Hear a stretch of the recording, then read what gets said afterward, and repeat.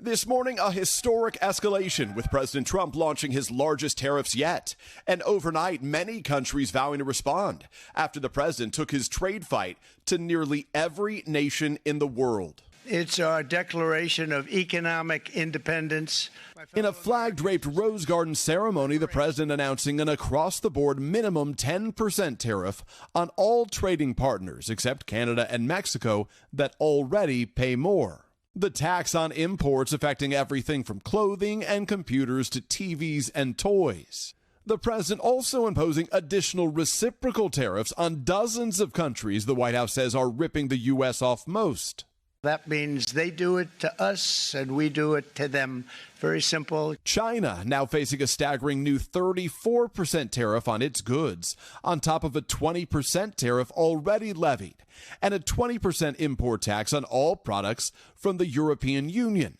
Those new 25% tariffs on imported vehicles also now in effect.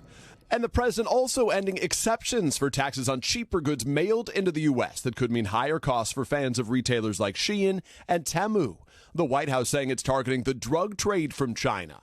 The Treasury Secretary yesterday urging other countries not to fight back. Do not retaliate. Sit back. Take it in. But overnight, China and the European Union warning they could take countermeasures against the United States. The president insisting his tariffs will return jobs and factories to American soil. We will supercharge our domestic industrial base. But many economists say the president's actions are certain to cost consumers. The Business Roundtable, made up of some of the top U.S. CEOs, warning the new tariffs risk causing major harm to American manufacturers, workers, families, and exporters. But some farmers believe short-term economic pain is worth it. I don't think we do have a lot to lose. I think we only have something to gain.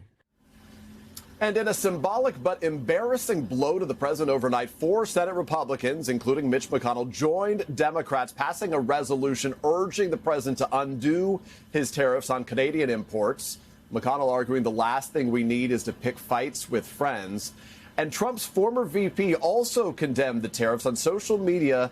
Mike Pence calling the president's plan the largest peacetime tax hike in U.S. history.